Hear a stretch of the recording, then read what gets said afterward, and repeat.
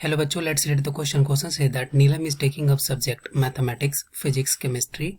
She estimate that her probabilities of receiving a grade A in this course are 0.2, 0.3 and 0.9 respectively.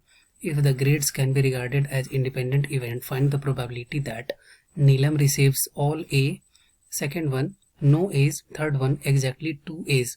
Discuss करते हैं। तो यहाँ पे इस क्वेश्चन को करने के लिए की कॉन्सेप्ट क्या हो जाएगा, यहाँ पे की कॉन्सेप्ट हो जाएगा इंडिपेंडेंट इवेंट। इंडिपेंडेंट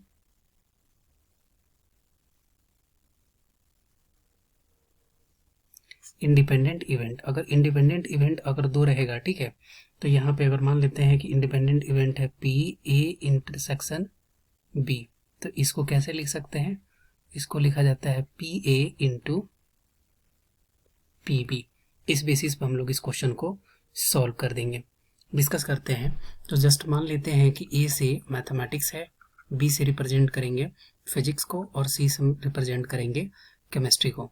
अब यहाँ पे एक चीज़ और हमें जानना होगा कि अगर मान लेते हैं कि पी ए का वैल्यू चाहिए होगा, तो इसका वैल्यू होता है पी ए बार, इसके बराबर होता है।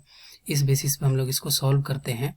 तो यहाँ पे दिया क्या है, यहाँ पी ए का वैल्यू दिया हुआ है 0.2, पी ए का वैल्यू दिया हुआ है 0.2, पी बी का वैल्यू दिया हुआ है 0.3 और पी सी का वैल्यू दिया हुआ है 0.9।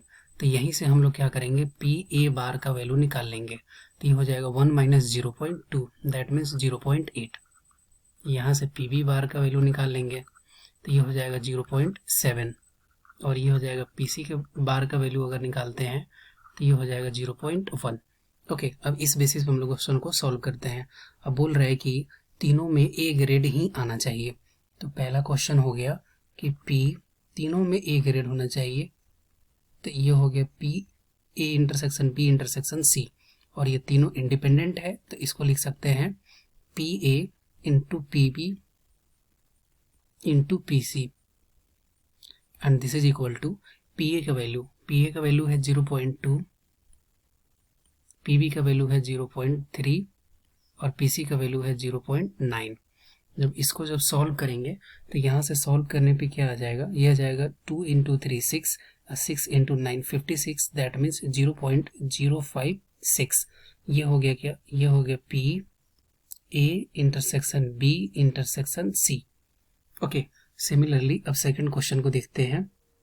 यहाँ पे हो गया क्या, ये 54 होगा। ओके सॉरी, ये 54 है, दैट मीन्स 0.054।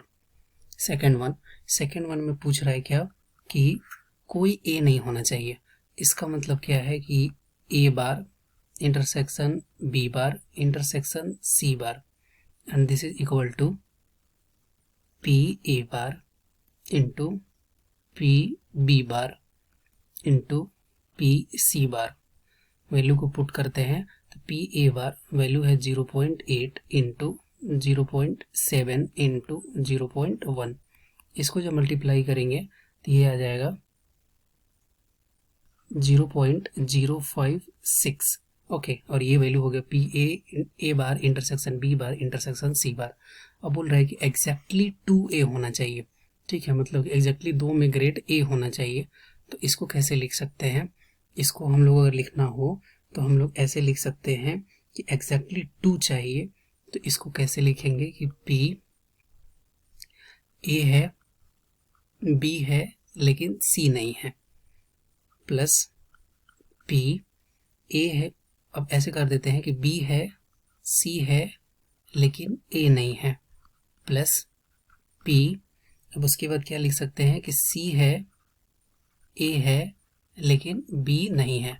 अब इसको अगर हम लोग एक्सटेंड करते हैं तो इसको ऐसे लिख सकते हैं कि P A into P B into P C bar, this plus P B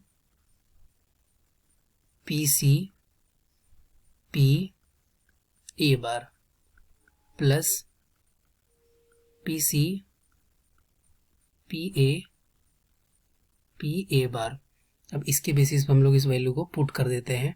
तो पुट करेंगे तो पी ए का वैल्यू क्या हो गया, पी ए का वैल्यू क्वेश्चन में दिया हुआ है 0.2, तो ये हो गया 0.2 इंटू पी बी का वैल्यू है 0.3 इंटू पी सी बार का वैल्यू क्या है, ये है 0.1 प्लस पी बी का वैल्यू क्या है, ये है 0.3, पी सी का वैल्यू क्या है, ये है 0.9 इंटू और पी ए बार का वैल्यू क्या है, ये है 0.8 प्लस पी सी का वैल्यू क्या दिया हुआ है, ये है 0.9 इंटू पी ए वैल्यू है 0.2, पी बी बार ये वैल्यू क्या है, पी बी बार का वैल्यू क्या है, बी का वैल्यू है 0.3, तो बार का वैल्यू क्या हो जाएगा इसमें, ये हो जाएगा 0.7।